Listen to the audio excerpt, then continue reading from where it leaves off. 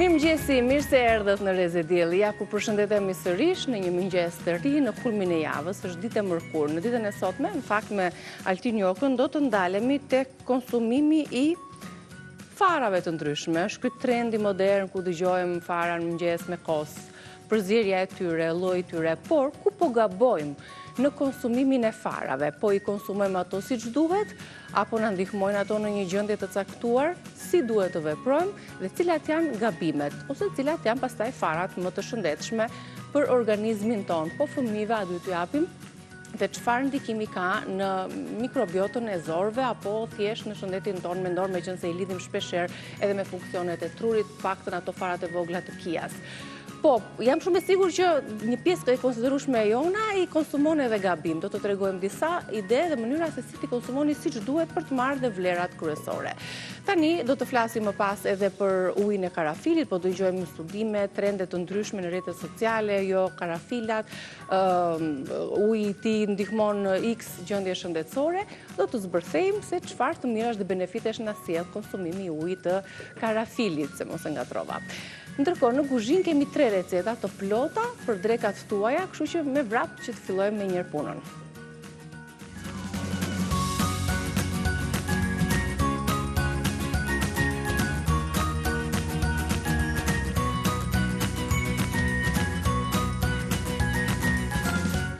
Të gatuajmë Albanën, ju përshëndesim edhe një nga kuzhina. Mirëmëngjesi. Si të kam ty, apo në më të mirën e mundshme? Në më të mirën e mundshme. Edhe të mos ish mirë. Kjo është slogani. Edhe sikur mos je mirë. Ju intereson shikuesve? A bën një diferencë? Nuk bën.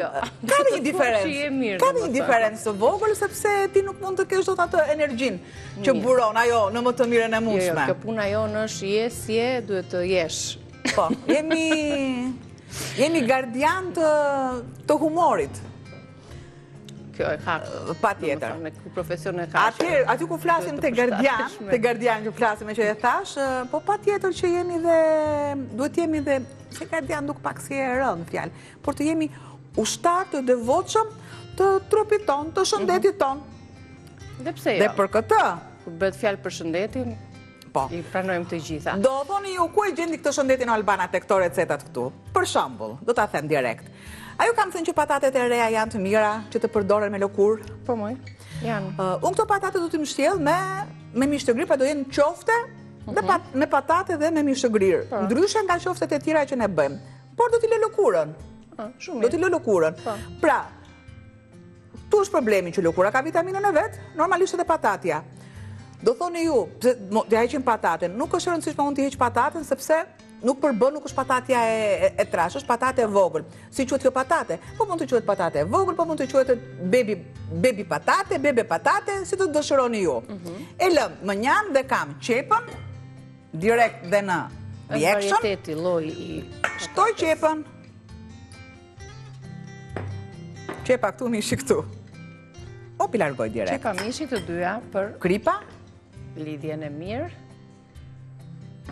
Sikurse dhe piperi. Vendos tigan të nxjerrë si të dëshironi ju. Pakëz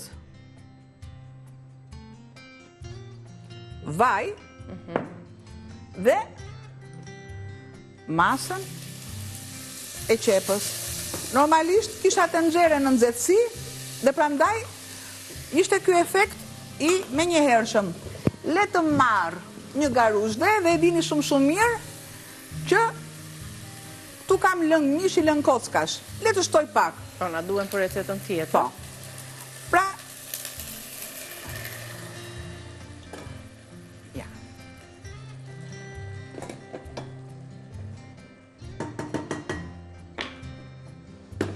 Shtoj dhe masën e kripës që ti largoj.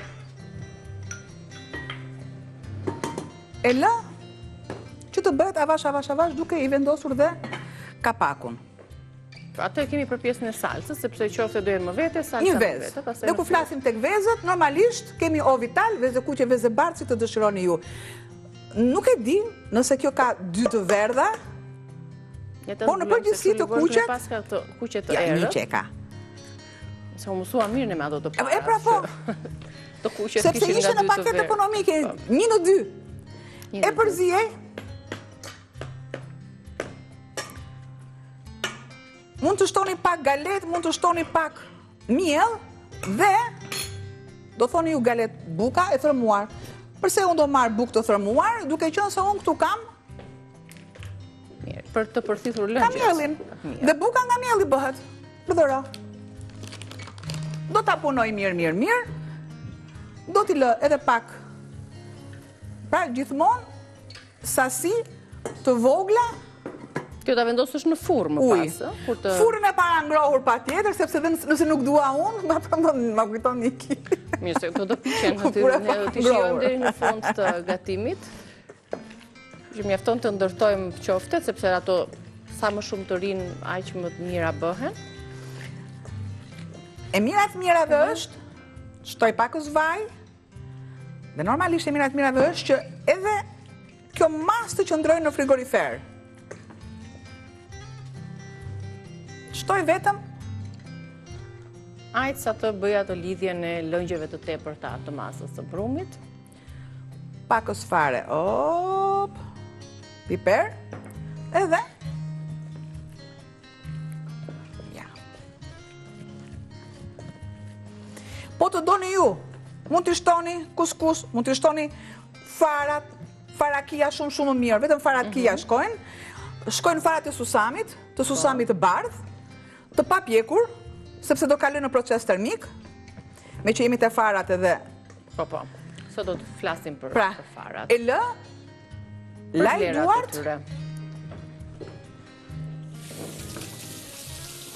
të parën gjë, pra në këtë recet do të përgatisim brumin e qofteve. Unë do të bëj një përsëritje, një përmbledhje të përbërësve të recetës tonë të parë, qofte dhe me patate në furrë me salcë të kuqe. Ju duhen patate të vogla, mish i grirë, qep, vezë, bukë e thekur e grirë, 2 lugë qumësht, majdanos, krip, piper i zi, pak spec i kuq dhe vaj për skuqe. Pjesa e parë është për brumin e qofteve. Kalojmë tek salca.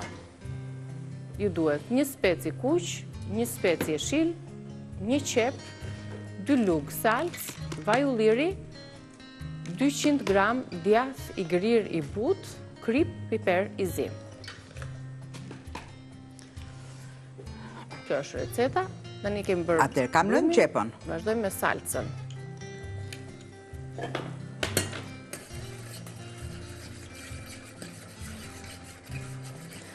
Salca tjetë e koncentruar.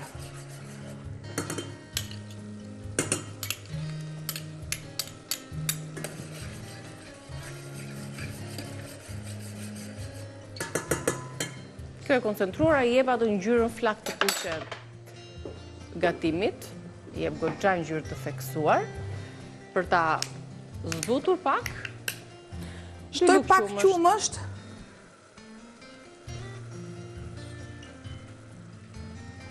Pak, shumë pak. E lë këtu që tjetë. Me atë aciditetin që ka, duke shtuar, qumshti i jep atë zbutjen. Po, duke shtuar nga pak, që të kemi qepën ashtu si duhet. Sërish i vendos kapakun. O, pilarvoj.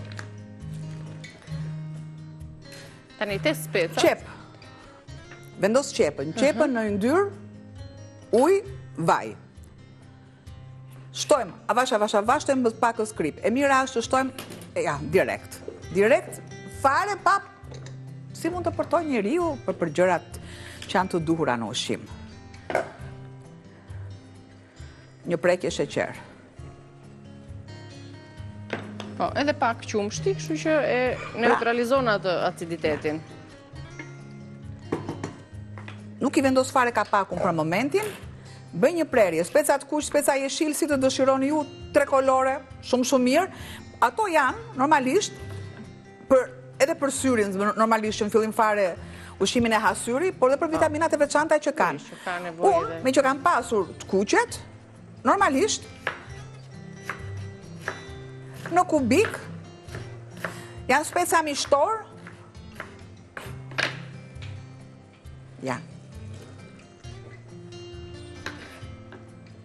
Nevojitet pak të kalojnë në një kaurdisje zjerje të letë, që më pas të kalojmë në furrë. Në ripa direkt dhe më pas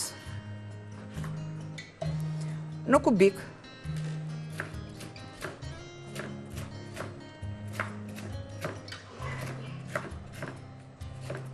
Sa të mira që janë, kanë lëngë më shumë, kanë mish tull më shumë.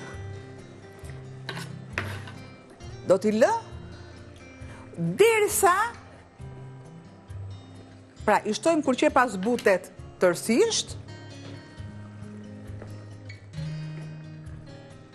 dhe kemi një zbutje shumë të pakët të specit. I vë kapakun.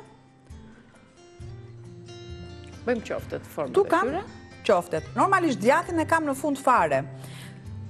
Po edhe majdanozin ta afrojmë.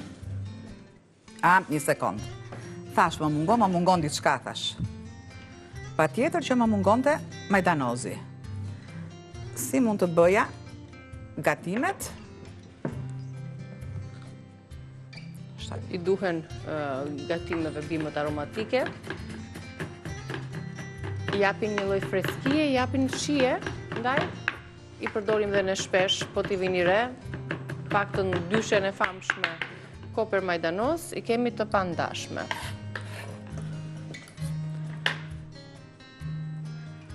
E largoj këtu dhe pse jo të pa... Në ti përzijem. Ndjes. Që do t'i shkruash? Si mund të ri unë dhe pa erzat e tjera? Trumëzë kemi aty, apo jo? Ishte pak trumëz. Jo më kote kam sjellur që ju ta shikoni. Pra, në një moment gjatë kësaj javës, normalisht unë do heq të gjithë gjethet e thata dhe do gatuaj diçka vetëm me degët e trumëzës. Do t'i bluaj, mi bje.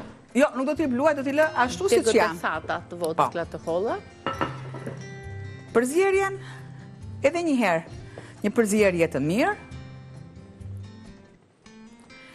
E kuptoj që salca si ku po zien. Duhet ta heq. Po ta vendosim me ta vendos në anë të sobës. Ja.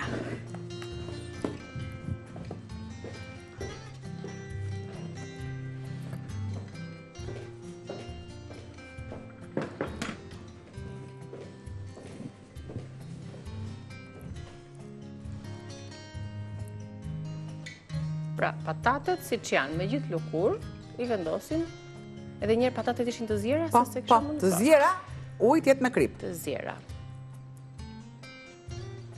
Pra, patatet të futura, të zhytura brënda mishit, prandaj duhen të jenë dhe të vockla, që të kemi mundësi pra të japim formë. Shiko, ne i vazhdojmë dhe pjesën tjetër, bëjmë 2, 3, 4, sa në merë tava jo në vogël, për t'i vendosur më pas edhe salcën dhe rikthemi shumë shpejt është një shkëputje vockël fare. Përfundojmë recetën tonë të parë, të qofteve me patate në salcë të pjekura, dhe një t'i vendosim në furrë, po për momentin po përgatisim formën e qofteve, si duket. Një e tillë, nëse kur bëjmë gati, kur bëjmë qoftet e tjera që kemi përgatitur, i vendosur për porcion 2-3 qofte. Atëherë do vendosim të voçkël. Kanë dhe pataten, ka dhe më tepër sasi të brumit të mishit, kështu që një qofte e tillë dhe pjesa e salcës është mjaftueshëm. Tani i largoj. Ne përgatitëm 5 të tilla, të bollshme, nga një për person, maksimumi 2, varet si të oreksit. Do të shtojmë tani edhe salcën. Kur të shtojmë salcën, kemi dhe djathin për t'ja bashkuar, për t'a mbajtur atë të bu dhe për të krijuar atë shtresën e sipër me krokante. E të marrë një thik. Një djath të butë që shkrin. Edhe patatet e tjera që i kemi zier, nuk i çojmë dëm, i vendosim aty me qoftet dhe salcën. Këto janë shumë të mira edhe për sallatë. Në krip? Po.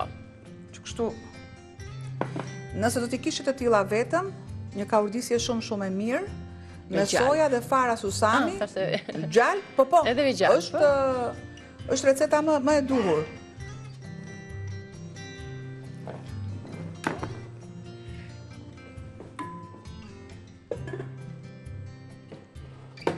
Do t'i shtoj takuj që të më tikse pastaj më vonë.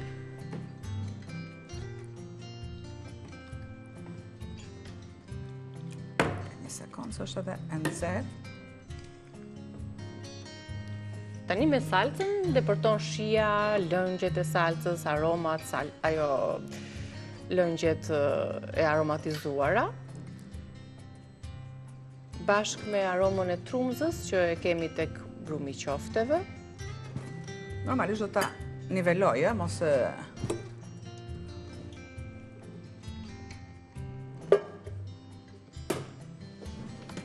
do ta nivelojmë sepse do t'i shtojmë edhe djath në fund.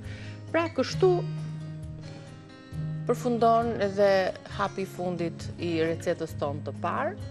Do ta vendosim të piqet. E do kalojmë tek trahanaja, e kemi premtuar që dje, do ta gatuajmë sot trahanan me lëng kockash.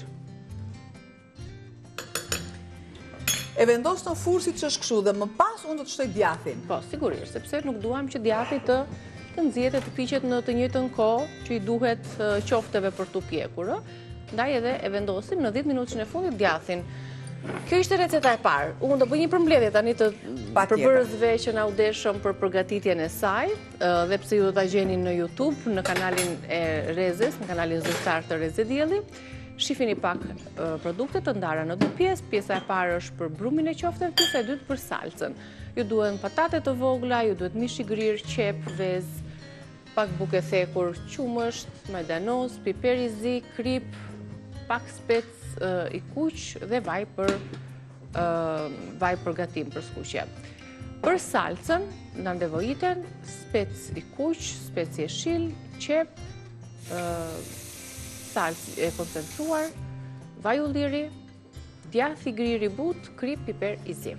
Qofte shtëpia në furrë me patate dhe salcë të kuqe. Përfundoi kjo recetë, shpresojmë që i kemi thënë të gjitha. Kalojmë tek receta e dytë. Do të përgatisim tranan ton tradicionale, tranan e fartë, me çfarë përgatisim sot? E kemi me lëngun e kockave, normalisht. Mund të shtonë edhe pak mishe të ketë atë shijen e veçantë. Dhe kam trahanan, piperin e kuq, djath, gjalp, qepën, që shtoj direkt. Pa tjetër më duhet pak ose fare vaj sa të nxehet. Trumza, piperi kuq, djathi, thashë gjitha kripa piperi dhe çfarë.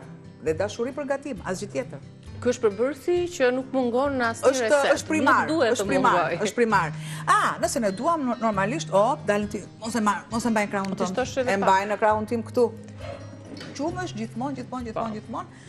Zbutje. Tradita do atë ushqimin e duhur me plot shije, do salcën, do bylmetin. Çdo gatim të tranas, në fakt një çik qumësh sikur e ëmbëlson, jep pak më tepër delikatesë. Atëherë me një ulje shumë spektakolare, marr një garuzhde, edhe. Ju kemi tranan artizanale, kemi djathin, trumzën, piperin e kuq, gjalp, krip, piper të zi, pak qumësh, lëng kockash dhe qepën. Fillimisht e nisim me qepën, ta kaudisim atë, ta zbusim, ta kthejmë në ngjyrë transparente që të mos ndihet shumë dhe më pas do kalojmë tek përbërësit e tjerë për t'ia shtuar dhe për t'i përfunduar. Tani qepësi duhet të zbutet mirë. Po. Ne do të përgatisim tranaja u thaman visave. Kur të kthehemi, bëjmë shkëputjen publicitare që këtë proces të kaurdisjes së qepës ta kalojmë në publicitet dhe ju s'keni pse të prisni që po bën qepës e dini si bëhet. Në publicitet, unë zbut trahanan me qumësht. I shtojmë edhe qumshin, gjysmë qumësht dhe lëngun e kockave. Se si gatuhet më pas, që bëjmë edhe më të shëndetshme dhe më të ushqyeshme, rikthehemi pas reklamave për t'ja u shpjeguar hap pas hapi.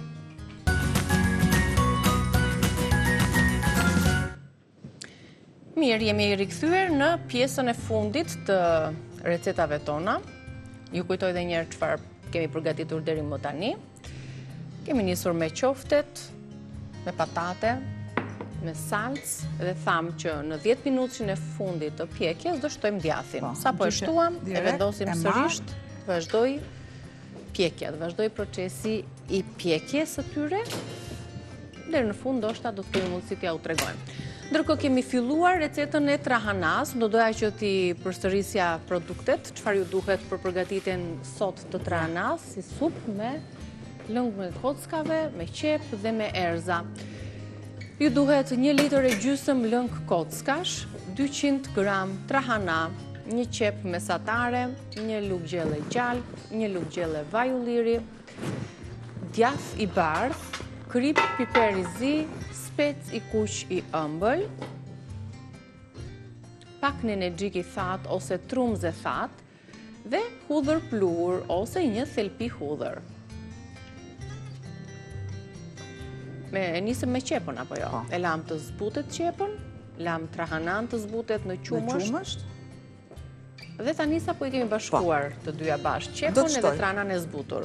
Masën e gjalpit që unë kam këtu. Normalisht do të shtoj edhe specin e kuq. Një mas tjetër speci këtu. Shtoj erza sipas dëshirës. Sipas dëshirës që keni juve, kripa piperi, pak keri ose turmerik, si të doni ju, kripën me terezi, sepse do kem normalisht edhe djathin e bardhë.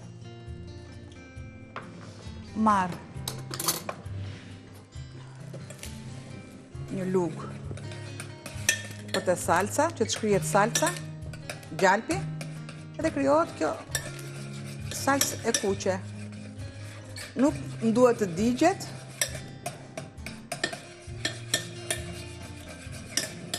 Po thjesht sa merr atë ngjyrën e errët, lëshon dhe atë aromën karakteristike bashkë me gjalpin. Do të shtoj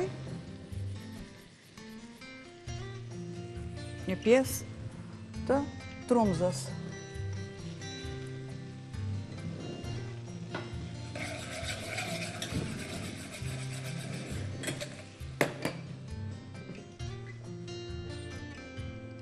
Bashkojmë dhe lëngun e kockave. Ne përgatuem supën e trahanas për vaktin e drekës, sepse i ka të gjitha elementet ushqyes, na shijon shumë kështu. Dhe e lëm derisa të trashet. E lëm në këtë pikë këtu. Kjo është që t'ja shtojmë në fund, pra. Po. Piperin e kuq me gjalpin. Dhe le të nis me recetën e të spishtës. Aty do lëm të trashet pak dhe t'i shtojmë gjalpin. Kaq, mjafton për ta shpjeguar dhe për ta përmbledhur. Pra nisëm me qepën e kaurdisëm, e zbutëm trahanan në qumësh, pastaj shtuam tek qepa, shtuam edhe lëngun e kockave, krip piper, piper të kuq, trumzën gjithashtu. Në fund do t'i shtojmë edhe djathin e thërmuar, por kur t'jetë gati, sapo të ketë marrë pak atë trashësinë e dur, trajtën e dur. Le të shtoj gjalpin, që mos se këto dy vende janë. Okej. Çfarë ëmbëlsire bëhet fjalë? Tespishte. Tespishte ka. Yndyrën diku te 500 gram. E Shkodrës është kjo? Gjalp, po. Receta e famshme e Shkodrës. Autoktona e Shkodrës. Normalisht më duhet gjalpi, më duhet mielli, kur jemi tek mielli normalisht ju e dini shumë mirë. Ola dhe unë i vë vullën pikën që të doni juve. Kur themi për shembull i vendosim pikën mbi i. Kjo është. Më duhet gjalpi. Patjetër le të shkoj dhe të marr me plot delikatet. Mirë. Po ku do shkoj unë? Ku do shkoj unë pa këto vezët? Talierën, me talierën ku do të shkoj unë pa këto vezët? Ja, të kuqe i kam zgjedhur. 3 kokra të kuqe. Mbaj mend rreth me pas 2 cm thoshte. Të kuqe i dua vezët. nuk e di çfarë diferencë, di që veza e kuqe lëvozhgën e ka më të fortë. Pastaj, pulat tuk I kam pyetur. Di, edhe pulat e kuqe janë që bëjmë di që rritet edhe natyrë pulat, këtë e kemi mësuar dhe më pëlqen t'ja kuazojmë mikrit këtë shprehje. Ne kemi nga Ovital këtë shprehje, sepse të tilla janë, duke patur parasysh njerëzit në ditët e sotme që shfrytëzojnë të mirat e natyrës, të mirat e kompanive që punojnë dhe shpresojmë që ti kemi ndihmuar sadopak me sugjerimet që bëjmë nga kuzhina jonë. Te spishtja e famshme ka përbërësit në fakt, receta tradicionale ne kemi thënë që nuk kanë ato përbërësit, listat e gjata me përbërës, nuk kanë shumë temena, themi ndryshe në gjuhën popullore, por arrim të gjejmë një shije diku se si e kanë sajuar, si e kanë krijuar të parët ta ngjyshet tona, janë vërtet janë thesarium për të vlerësuar me çurake tona për të na sill receta deri në ditën e sotme. Në zona të ndryshme kemi huazuar, kemi marrë receta të ëmbla, të kripura, të traditës, receta për sebepe, për evente të ndryshme, për ngjarjet që I kanë karakterizuar familjet tona. I prej tyre është edhe te spishtja, që është prioritet në shumë familje shkodrane. Sidomos veriu. Kur I presin rastet të festave të tyre familjare. Çfarë na duhet për të spishte? Na duhet gjalp, një gjalp I mirë. E ndihmoj pak. Na duhet mielli, na duhet sheqeri, na duhet veza. Bajamet I shohim me gramaturë, sepse tek ëmbëlsira duhet jemi pak më strikt në gramaturë, kështu që e shohim së bashku të shkruar recetën te spishtja tradicionale. 500 gram gjalp, 100 gram sheqer, 100 ml qumësht, 1 lugë kafeje sod, 3 vezë të freskëta, 500 gram miell dhe pajame. Do të përgatitet edhe sherbeti, 500 gram sheqer përmban sherbeti, 500 ml ujë dhe vanilje. Pra, ujë dhe sheqer në sasi të barabarta, shtojnë dhe aromën e vaniljes. Mielin. Ja, ku është edhe vanilja. Gjalpin do të shtosh vetëm ujin, vaniljen e shtoj këtu dhe masën e ujit. Atëherë po e mas, e punoj 500 diku tek 500 gram miell. Miellin e shtoj gradualisht.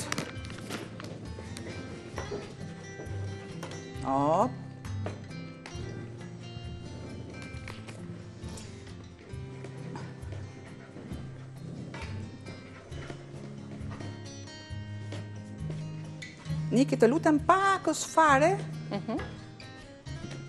qumësht.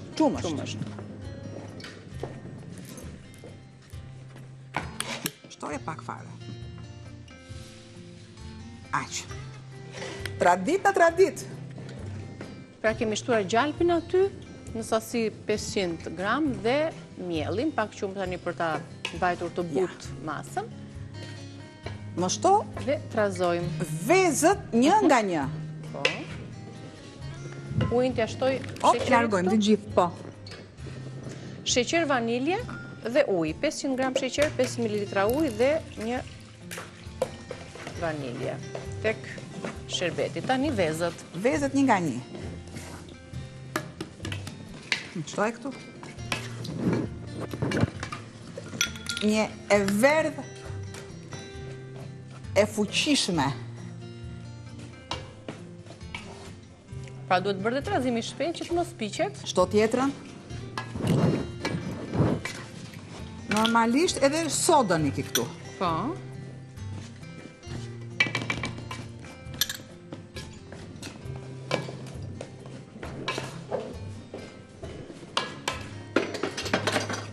E largoj paksa duke e punuar me lugë.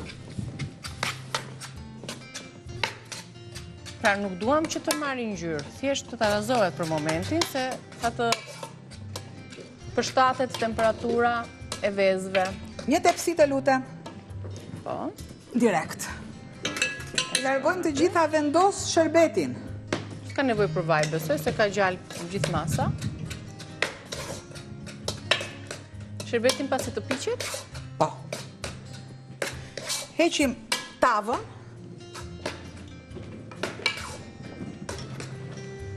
Një dhe qofte. Bajanet I largoj. Mas e kam këtu. e shtoj paksa me miell që të ftafto masën. Ja bëj lë këtu qofte.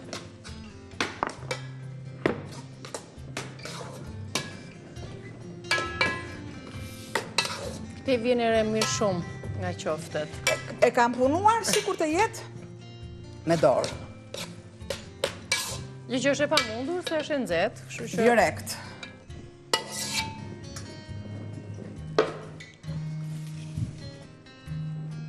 tani do nivelohet, te do piqet apo jo.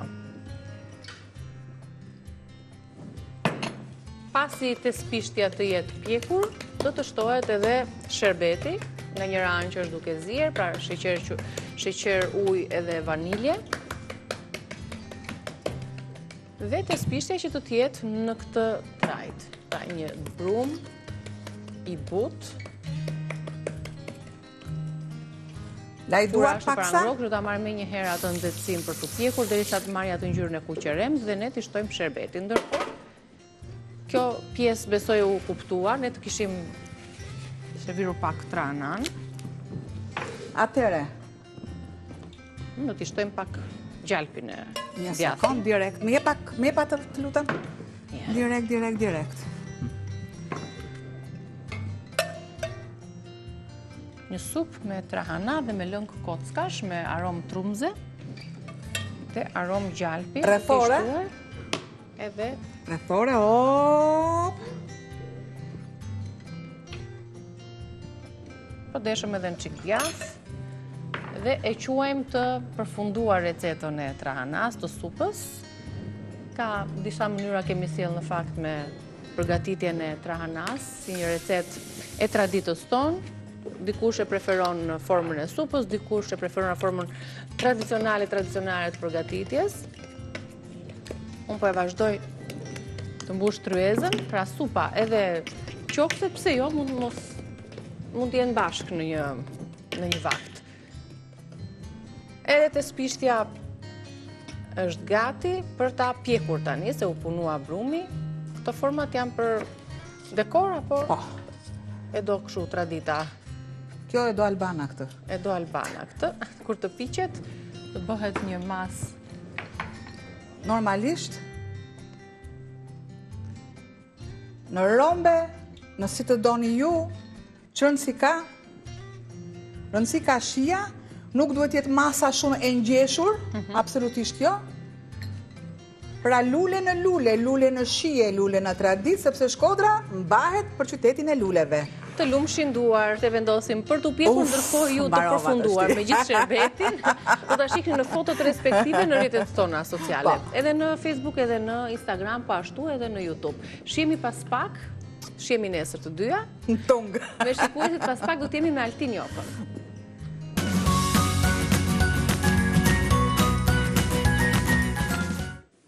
Mirë se erdhët në Reze Dielli. Sot me Altin Jokën do të flasim për farrat. Për farrat që përdorim në përditshmërinë tonë, në kos, smoothie, sallate, kudo.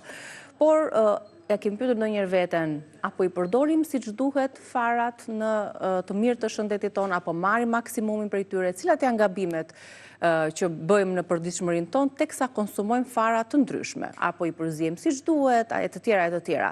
Kemi shumë pyetje për Altin Jokën sot, kështu që më mundësoni fillimisht ta përshëndes. Mirë se erdhe, Altin. Faleminderit. Ju përshëndes nga Suedia, faleminderit. Çfarë je duke konsumuar ndonjë çaj të veçantë, se gjithmonë e nisim me një të kafa? Isha shumë i nxituar edhe ishte çasti i fundit që ula, kështu që nuk kam asgjë para vetes. Do ishte mirë të kisha diçka, po s'kam asgjë.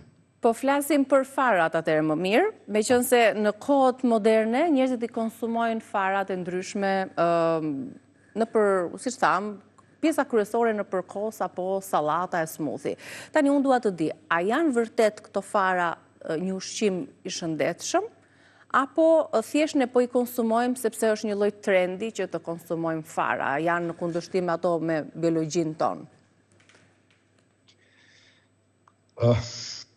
Kanë ardhur momente të cilat shumë trende ushqimore kanë ndikuar në jetën tonë. Por para se këto trende ne t'i vëmë në jetën tonë, në mënyrë praktike, duhet të pyesim, apo ha këtë ushqim sepse është trend dhe apo po i bën mirë trupit, apo sepse duket në Instagram bukur apo në pjatë. Dhe faktikisht atë që thatë ju, sot janë këtë farat, pra janë kthyer në një simbol të ushqimit të shëndetshëm. Dhe i gjem kudo, në kost, në smoothie, në salat, në buk madje edhe në elemente të tjerë, dhe sa më shumë fara mendon që ti hedh në ushqim, aq më shumë kujton se i bën mirë vetes. Por vërtet aspekti biologjik i trupit nuk funksionon thjesht me trende dhe anë të reklamave, dhe po ashtu dhe zora jonë që është determinante, nuk është e lidhur shumë me këtë lloj trendi. Dhe pikërisht mund të themi që ky është një lloj keqkuptimi. Jo çdo ushqim që duket i shëndetshëm mund të jetë i shëndetshëm për çdo organizëm. Kjo është e para. E dyta, farat nuk janë superfood. Ne kemi vlerësuar dhe tani gjitha ushqimet sot, i kemi thënë superfood, pra e kemi vënë të gjitha si ushqimet më të mira hit. Në pjesë të rasteve, ajo e dëmton zorën, sidomos zorët e lollora, dhe e shton punën e tyre me një barë të panevojshme. Pse? Sepse çfarë është një farë në vetvete? Një farë është një embrion i një bime. Dhe qëllimi i saj është që të mbijetojë dhe është bërë e fortë, mos tretet kollaj dhe të mbijetojë për të zhvilluar veten e vet. Prandaj në këtë rast fara përmban fitate që bën mospërthithjen e mineraleve, përmban disa enzima që ngadalsojnë tretjen dhe lëvorja e saj e fortë është rezistente ndaj lëngjeve tretse duke ngarkuar shumë lëngjet qoftë nga prodhimi enzimatik i mëlçisë në rrugët biliare, qoftë edhe nga zora. Nga ana tjetër, shumë fibra nuk do të thotë gjithmonë shëndet i jashtëzakonshëm. Patjetër ne duhet të konsumojmë fibra, por deri në një mas të caktuar. Sepse shumica e farave që janë të pasur me shumë fibra mund të krijojnë fryrje barku, mund të japin gastrit, mund të japin refluks, mund të japin zor të irrituar. Sepse këto fibra fermentohen, prodhojnë disa gazra dhe irritojnë më shumë mukozën e zorës. Dhe shpesh ne po dëgjojmë njerëz që thënë ham shumë shëndetshëm, çdo mëngjes un ha kos fara e tjera, por përsëri un jam pak i fryrë pasi un konsumoj. Elementi tjetër është bllokimi i mineraleve. Që radhe thot kur? Fitatet bëjnë që hekurin, zinkun, magnezin, kalciumin dhe disa elemente të shtesë bëjnë që mos përthithen mirë. Kjo sidomos personat që kanë mungesë hekuri dhe janë anemi dhe kanë lodhje kronike, nuk duhet të konsumojnë sasi farash apo në mënyrë periodike. Sepse ka shumë ushqime të mira. Ja ta mbaroj. Nga ana tjetër, nuk ka qenë, në ana historike, nuk kanë qenë fara të konsumuar në sasi kaq të lartë nga të parët tanë. Dhe ne duhet të ndjekim edhe të parët tanë. Në traditat ushqimore kudo në botë, farat janë përdorur në mënyrë të shkurtër, në mënyrë të shkurtër dhe për njerëzit ku janë përdorur, në mënyrë sezonale, në sasi të vogla dhe kanë qenë të njomura, të bluara ose të fermentuara. Ndërsa ne sot po hedhim 4, 5, 6 lloj farash në një tas, me idenë se janë edhe të lira dhe ne do na parandalojnë disa nga sëmundjet ose do luftojnë sëmundjet e tjera. Kur janë fara të dobishme, sepse nuk duhet të themi që s'janë të dobishme. Janë të dobishme kur ne i marrim në sasi të vogla, jo çdo ditë të përgatitura si duhet, pra me njomje, me bluari, me... Po do t'i tregojmë dhe gabimet e si duhet, po i lëmë më vonë. Edhe kur zora është e mirë në gjendjen e vet.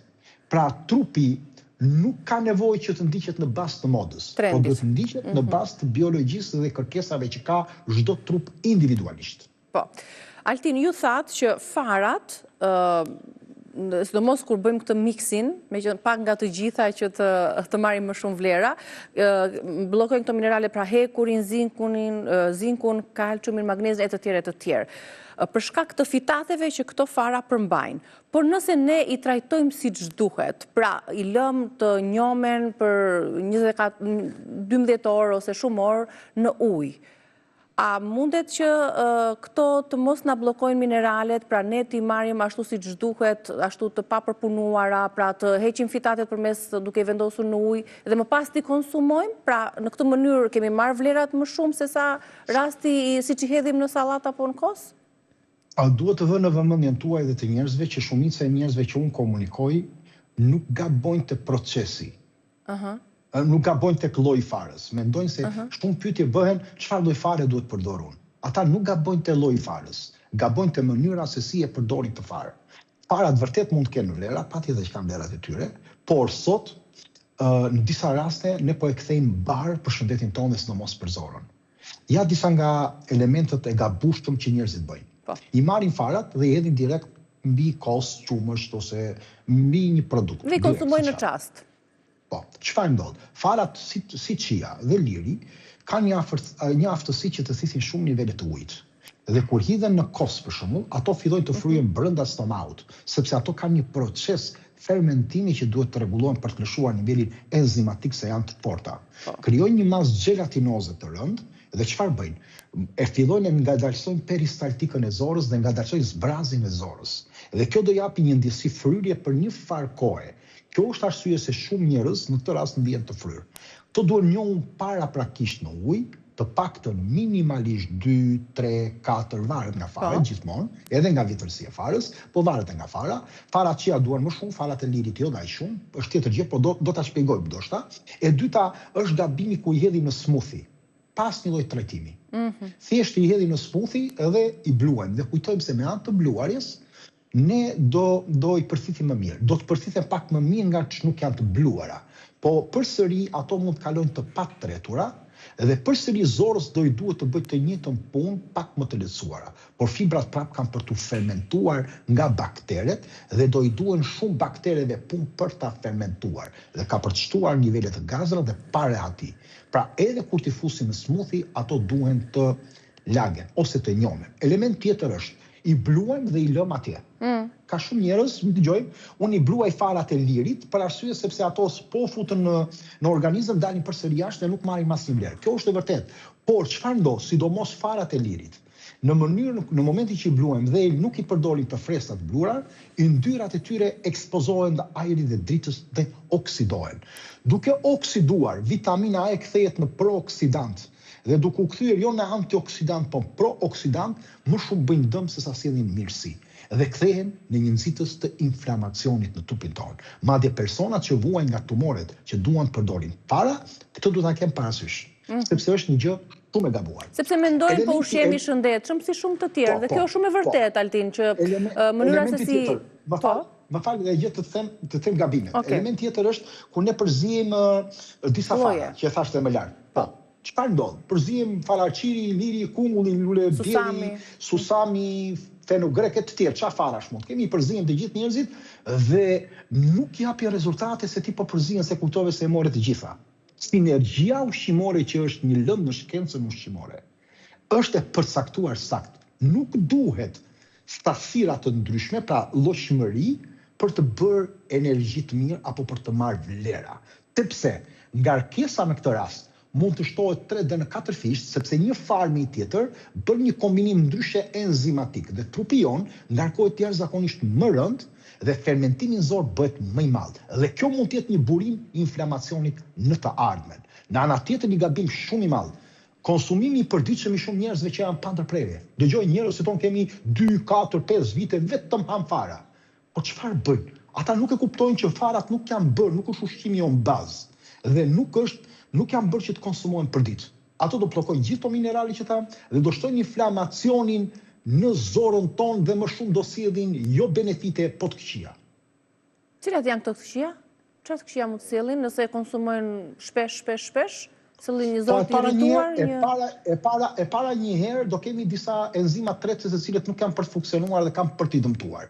E dyta do fillojnë të bëjnë fryrje brenda traktit tretës, sepse farat thithë nivele ujë ashtu që ne thamë, rrisin volumin në stomak, në zorë, japi rëndesë, zbrazit do kemë më vështirë dhe kjo zbrazje do fillojë që të mësohet në një punë mekanike duke u memorizuar nëpërmjet nervit vagus në tru.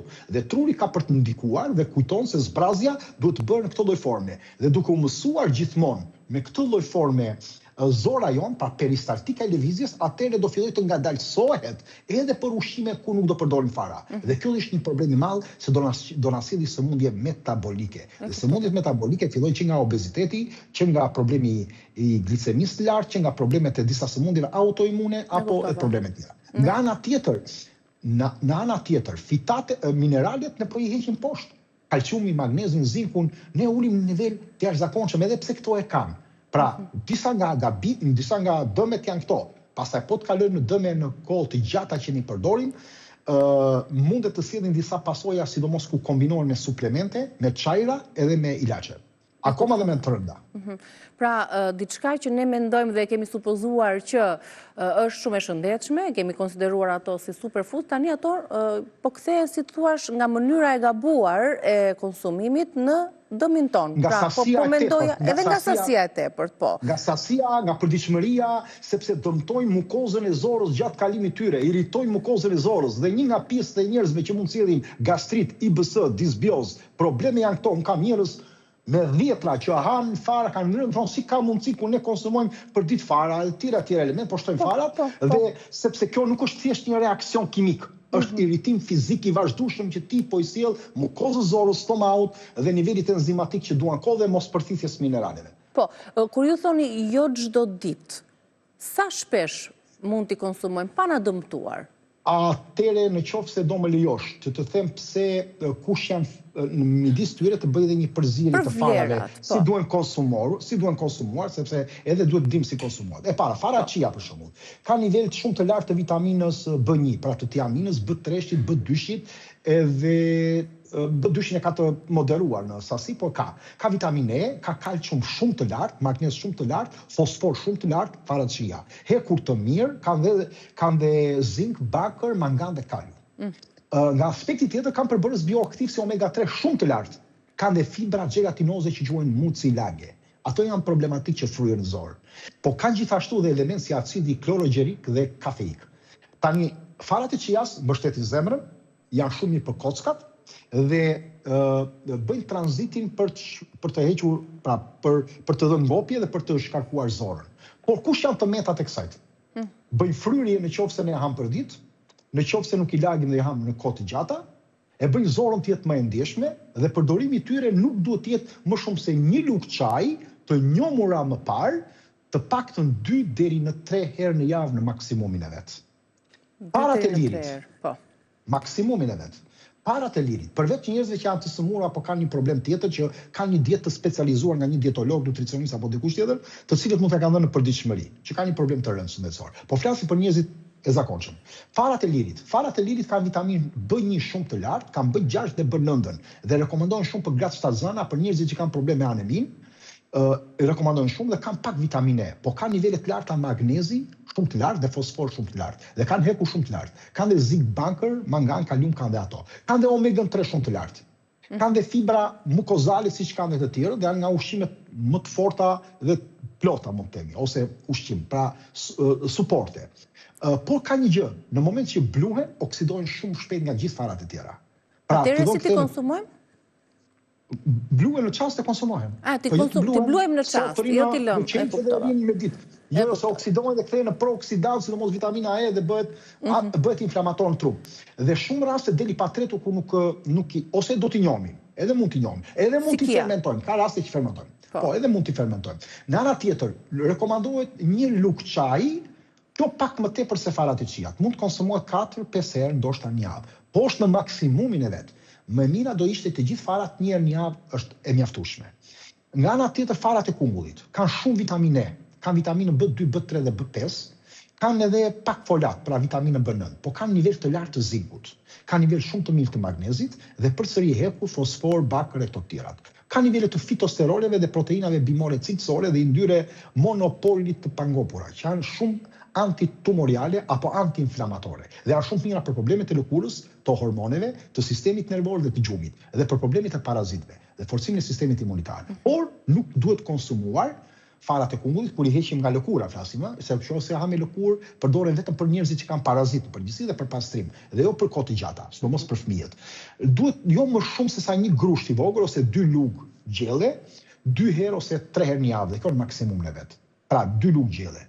Farat e kungullit, farat e lulediellit, shumë të larta me vitaminë E, B1, B6 dhe B9 në sasi goxha të larta, dhe ka nivel shumë të mirë të selenit. Personat që janë me tiroide duhet i konsumojnë më shpesh. Pra kanë problem të mungesës së selenit. Kanë magnez të mirë dhe po ashtu kanë mangan dhe zink edhe për problemet e diabetit dhe elementeve të tjerë dhe kanë hekur pak të moderuar. Kanë yndyra polipangopura ato, pra si omega-6, se këto janë ato yndyra, dhe janë antioksidante, bëj shumë mirë për lëkurën, imunitetin, për mbrojtjen qelizore, për problemet e sistemit nervor dhe qetësinë dhe problemet e aktit dhe të stresit, madje përdoret në disa çajra lëkura e farës të zezë, disa naturopat përdore si çaj përzihen me 4-5 bimë të specializuara që nuk mund të them dot tu, por duhet të jepen në një posaçëm, përdoren shumë dhe në disa elemente ku kemi disa probleme të rënda të diares, apo ku kemi probleme të stomaut, por dhe ku kemi disa probleme të acideve yndyrore dhe dopsisë. Ka nivele shumë të mira të omegës 6, por kur teprohet, kjo kthehet në inflamacion. Se omega 6 kthehet në inflamacion. Duhet përdorur në sasi të vogël, 2 lugë, 3 lugë në ditë. Kjo është në të vetme të fara që mund konsumohet në ditë 2 deri në 3 lugë gjelle, që mund ta konsumojmë në mënyrë të përditshme. Është e mira që mund të konsumohet ashtu, e mira është të konsumohet shumë pak e pjekur, sepse lëshon disa acide yndyrore më mirë, i lëshon më mirë nivelin enzimatik dhe tretet më mirë. Farat e susamit që janë nga farat më të rëndësishme, nga antitumorialet më të fuqishme dhe që kanë vitaminën F në nivelin më të lartë. Kanë dhe vitaminën B1 dhe B6 që na duhet shumë për problemet e sistemit nervor, kanë dhe sasi të folatit, kanë kalcium shumë të mirë dhe i shërben shumë kockave, dhe këto zakonisht janë për problemet e kockave, si antioksidantë fuqishme në sëmundje të rënda, në nivelet e inflamatoreve dhe kanë nivelet e fitosteroleve dhe yndynave shumë të mira. Të pjekura apo ashtu siç janë mund t'i konsumojmë? Farat e susamit. Po. Farat e susamit duhen bluar. Vetëm t'i bluajmë. Të bluajmë dhe duhet konsumuar në sallat, në gjellë, në supë zakonisht mund të hidhen në gjellë, nuk ka rëndësi.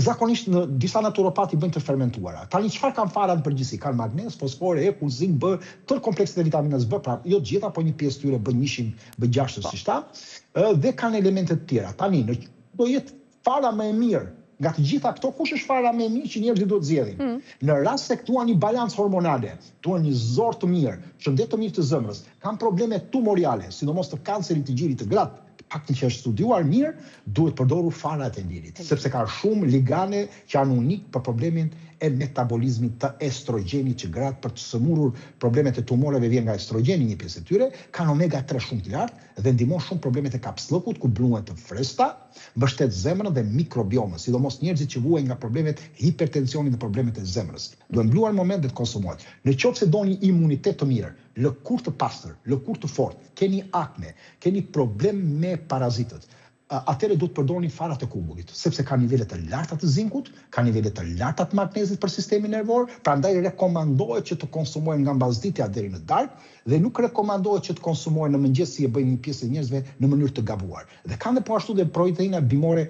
shumë cilësore.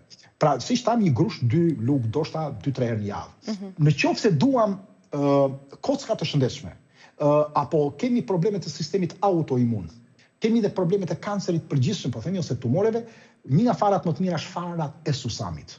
Ka nivele të larta të kalciumit, kanë disa forma nga më të mirat të fitosteroleve bimore dhe antioksidantëve dhe janë nga më të shëndetshme sidomos për problemet e dhimbjes së kyçeve, problemet të artritit apo problemet tjera të reumatizmës. Në formën më të mirë është në formën e tahinit, kur bëhet salca tahinit, po e keni dëgjuar, është përthithja më e mirë që mund t'i bëjmë sakt. Që mund ta bëjmë edhe vetë, apo jo, me vaj ulliri dhe me susam. Po. Në ana tjetër, antioksidantët, fara që ka nivelin të lartë të antioksidantëve, qofse duan marrim një shëndet të përgjithshëm, edhe thash edhe për aspektin mendor, qetësim mendore, mungesë të disa yndyrnave, dopsisë e tjera, është fara e lulediellit. Sepse për lëkurën, sidomos duke pasur nivelin më të lartë të vitaminës C nga gjithë farat, dhe e cila është dhe vitamina është dhe mbrojtje qelizore në qelizën tonë, dhe këto duhen konsumuar. Pra, mos harrojmë, këto janë pjesa kryesore që pjesa më kryesore e farave që përdorim në përditshmëri. Tani më ngeli pak te ajo pjesa e bluarjes së farave të lirës, sepse realisht po ta marrim nga ana praktike, nëse do ta konsumojmë për shembull në përditshmërinë tonë, kur ta bluajmë nuk do bluajmë vetëm një lugë Altin, se edhe thikat e bluarjes nuk e marrin ato sasi aq të vogël. Tani për sa kohë mund të qëndrojë ashtu e bluar? Zonjë nderuar, nëse nuk do ta bluani lireni në ujë. Keni rrugë tjetër, nëse nuk doni ta lini në ujë. Jo, unë dua që ti bluaj farat, por nuk mund të bluaj vetëm një lugë sa do konsumoj, pra detyrimisht do bluaj një sasi në makinerinë bluaj. Po pra, po ti nuk do konsumosh 3 herë në ditë ty, çfarë po themi? Do të konsumuar 2 herë, 3 herë në ditë në maksimumin e vet. Në opinionin tim, nëse doni ta dini, 1 herë në javë është super e mjaftueshme. Një miks i farave që diku në mëngjes këtu, një ditë tjetër diçka tjetër. Por është në maksimum, nuk është e thënë pse duhet konsumojnë farat. Nuk janë kaq shumë të jashtëzakonshme se kemi kaq shumë ushqime zëvendësuese që ne mund t'i marrim. Por përsëri që mos e përjashtojmë si mundësi, si ushqime shumë të shëndetshme, duhet t'i konsumojmë. Prandaj një herë në javë, nëse i bluan është shumë mirë, çfarë ka? Unë konsumoj një herë në muaj vet, një herë 2 muaj, një herë 3 muaj. Të përzjera, i përzjen disa lloje apo një jo, çfarë farash gjej, nuk eci me parashikime do marr këtë dhe këtë. Nuk kam ditë të caktuara në ushqimin tim. Mundohem të them ore na duhet çik fara liri dhe e marr. Por nuk marr fara në sasi, sepse është fara e zezë, disa lloj farash ekzistojnë. Unë konsumoj disa fara të cilat janë të veçanta në formën e saj. Pra nuk është e thënë të bazohemi vetëm tek këto fara. Kemi kaq shumë lloj farash dhe duhen kombinuar dhe prandaj thashun sinergjia ushqimore është një degë e cila bën një kombinim siç kam thënë. Më mirë është buka me vaj ulliri, me brigon, me pak krip të zezë dhe me gjysmë domate dhe gjysmë qep, sesa ndoshta një gjysmë salmoni, 2 copë brokoli dhe 2 karrota. Pra sepse sinergjia ushqimore, kombinimi të tyre është nga më të mirat. Po ashtu dhe fara, duhet ndim kombinimet e tyre dhe për këtë duhet bazohemi te disa specialistë. Në internet ka informacione të destabilizuara dhe disinformacione. Po fëmijët mund t'i konsumojnë farat? Po, mund t'i konsumojnë, po jo në mënyrën si konsumojnë të rriturit, se po i mbyssim edhe fëmijët me fara. Po, nga që mendojmë se janë të shëndetshme dhe hajde kosin me fara dhe jemi rehat se kanë unë shëndetshëm. Fëmijët nuk përtypen si neve, edhe i kalojnë më shpejt, nuk kanë kaq të ndërgjegjshëm, ose harrojnë gjë. Kjo është e para. Ta dim. E dyta, ndonjëherë fëmia duke qenë më i vogël, pra më i shkurtër, më i vogël, ka zorë më të vogël, ka më të ndjeshme, fibrat e forta të farave fermentohen me lehtë, do japin më shumë gaz dhe para atij. Dhe në disa raste kanë për të ulur oreksin për ushqime të dobishme, nëse ne do të ushqim në sasi të lartë. Në ana tjetër tham, mineralet që janë bazë, hekur, zinku, magnezi, kalciumi, kanë për t'i larguar, ose nuk, pra, po flasim për fëmijët. Në ana tjetër, rreziku i mbytyjes të fëmijëve, duke u kaluar dhe keq, se fëmijët, po flasim nuk e di për çfarë moshë, po unë po flas për fëmijët shkollor, po. 7, 9, 10, s'po flas këtë rast. Në këtë rast duhen përdorur të njohura, të blura, në sasi shumë të vogla, jo çdo ditë. Farat nuk janë ushqimi domosdoshëm për fëmijët. Nuk shtojnë asgjë që fëmia nuk mund ta marrë lehtë nga ushqime të tjera apo shumë më të tretshme dhe të përthithshme. Mund të konsumohen, mund të jenë si garnitur, shumë rrallë dhe shumë pak. Ky është opinioni. Pra mund t'i konsumojnë, po. Përpara se të kalojmë në publicitet, kemi shumë kërkesa Altin që të tregojmë disa këshilla se çfarë mund të konsumojnë fëmijët tanë, sidomos kur janë në shkollë, për mëngjesin, për drekën, kështu që në një puntat tjetër të ardhshme mund t'ia dedikojmë ushqimit të fëmijëve, që është e ardhmja jonë dhe duhet të investojmë shumë më shumë, po aq sa edhe shkollimi i tyre. Tani në pjesën tjetër pas publicitetit do të flasim për një tjetër trend në botën e ushqimit, për atë të ujit të karafilit. Ka apo jo vlera si konsumohet?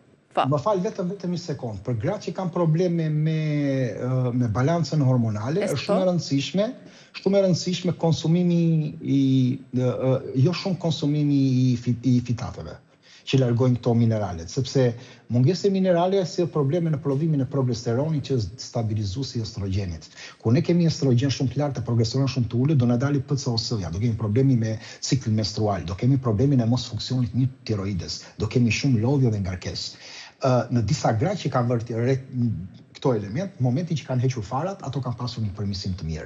Dhe nuk e kanë besuar se si është e mundur që konsumimi i farave ka ndikuar negativisht, sepse kanë pasur mungesë të këtyre vitaminave. Prandaj ta kemë parasysh të marrin një informacion diku, sepse kanë probleme me estrogenin, apo që kanë probleme me estrogenin, apo me ciklet të çrregullat, të kenë kujdes në marrjen e tyre. Përveç problemit të zorës dhe boshtit zor tru që kanë një ndikim për ato që thash, dhe rrisin nivelin e stresit indirekt, sepse rriti nivelin e kortizolit, sepse kortizoli i lartë pengon, duhet dim gjë, aktivizojmë i boshtit të stresit, aktivizohet nga fermentimi dhe para atia në zorë dhe informohet direkt nervi vagus në sistemin nervor. Kështu që do bëhet rritja e nivelit të kortizolit. Dhe niveli i kortizolit do përgojë problemin e ovulacionit dhe do uli nivelin e progesteronit. Duke uli nivelin e progesteronit, do na rritet estrogeni dhe pastaj do kemi një stres hormonal indirekt që do ndikojë tek këto gra. Prandaj do të jenë të kujdesshme dhe të marrin informacion dhe mos i përdorin, hajdo burra kanë dalë fara. Një përzim se është trend edhe po ushqimi i shëndetshëm, të krijohet një lloj qetësie, meqense janë të shëndetshme dhe po i përdorim, madje edhe tek fëmijët, por ja që mësuam që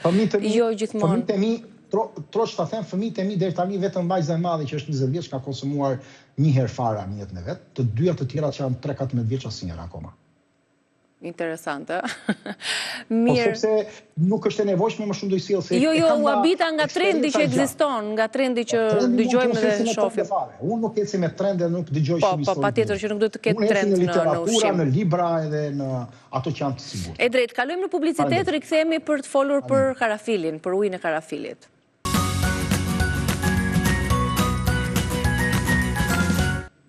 Rikthehemi me Altin Jokën për të folur tani në pjesën e dytë për benefitet nëse ka diçka të mirë për ujin e karafilit, sepse edhe ky Altin më vjen keq po e them, po është një trend.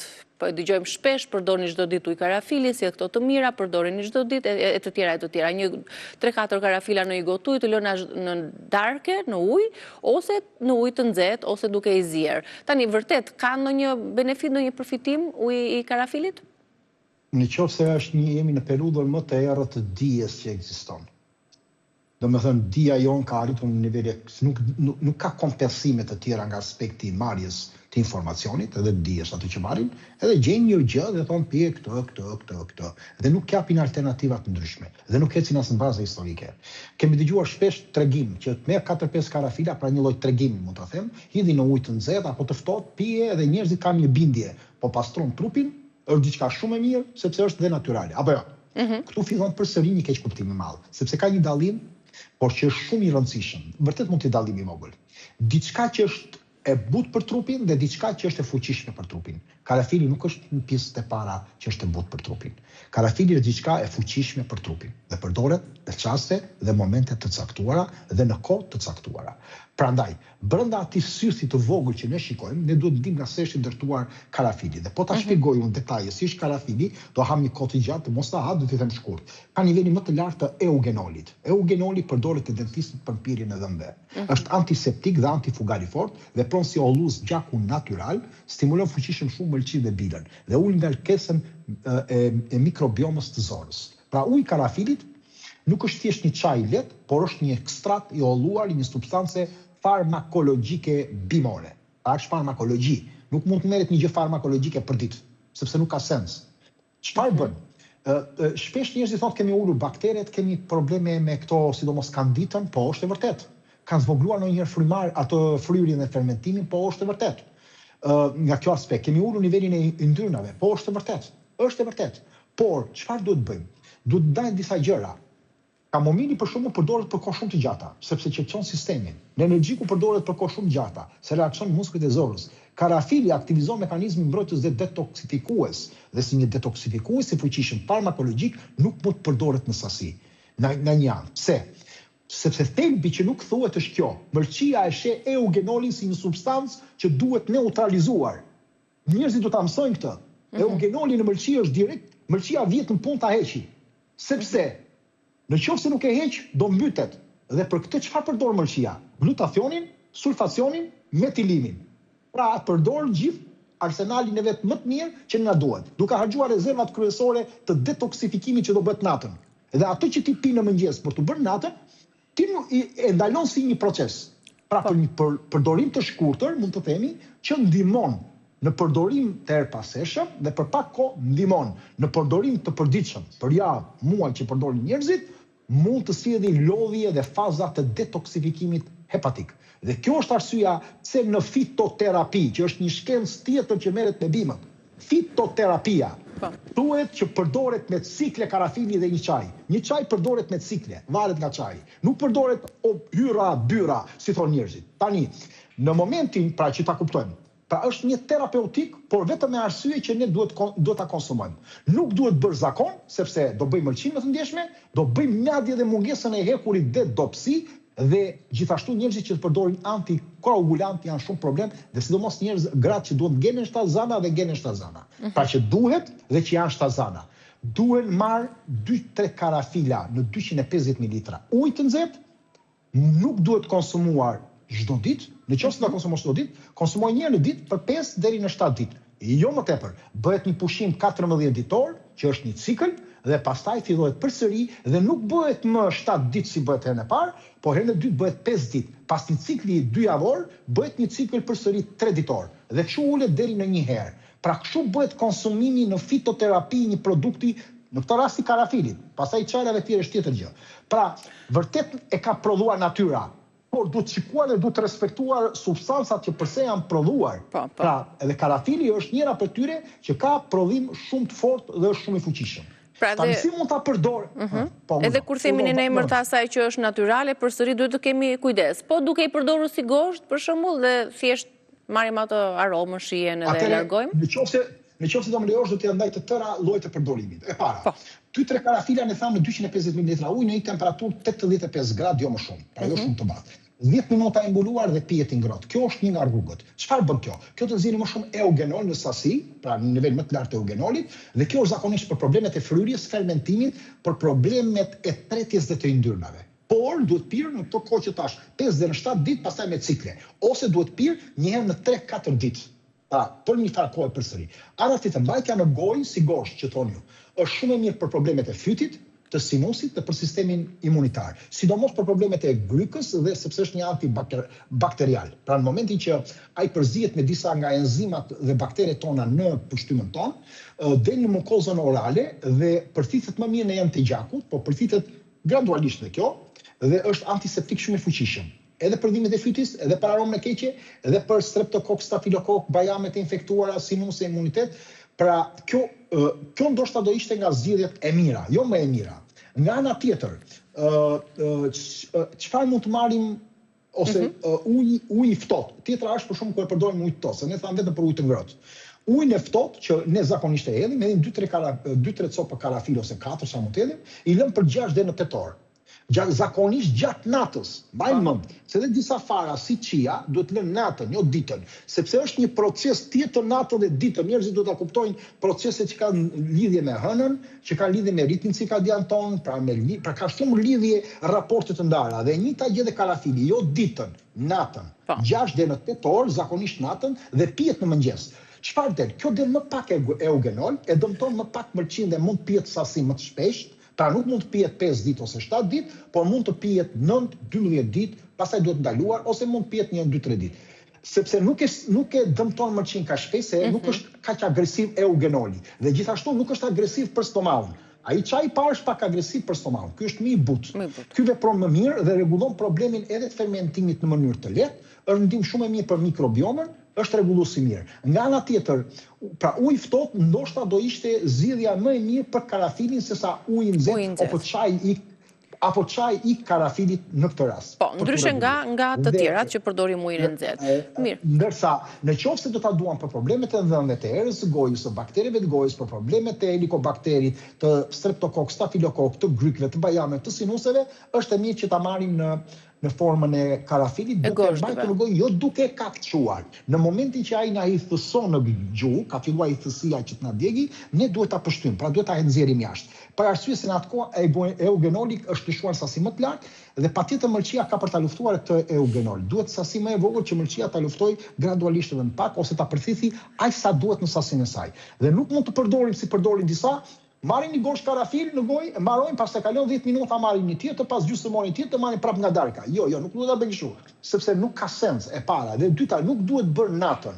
Shumë njerëz e përdorin mbas dite. Më vjen ergoja mua do mbaj karafilin ose e përdor. Jo, ai përdoret para ditën në mëngjes, ashtu si gjethet e borzilokut, që janë një antiseptik natyral që duhen përdorur në gojë në mëngjes 2-3 gjethe borziloku, edhe për probleme të tjera që të anemia dhe tjera. Por edhe për disinfektim dhe pastrim, ashtu dhe karafili duhet përdorur në mëngjes. Dhe maksimumi mund të jenë 2 gosht, njëra tani dhe njëra më pas, pra gjatë ditës, dhe jo duke i shtypur me forcë që të lëshojë nivelin e eugenolit. Të lëshojë niveli enzimatik dhe i baktereve në gojë që të fillojnë gradualisht, që mos dëmtojnë dhe mukozën e stomahut nga edhe elementet e tjerë që përmendëm. Faleminderit shumë Altin për çdo këshill që ndam sot me publikun. Ishte kënaqësi, shpresoj që të kemi ndihmuar sadopak njerëzit. Faleminderit. Me siguri po, faleminderit. Edhe një herë, ndërkohë biseda do të jetë edhe në kanalin ton në YouTube për të marrë edhe një herë këshilla nga e para për mënyrën sidomos të konsumimit të gabuar të farave, kohën e me radhë për të marrë vlerat e tyre dhe jo për të na dëmtuar. Kalofshi një ditë të bukur, shihemi nesër me Reze Dielli.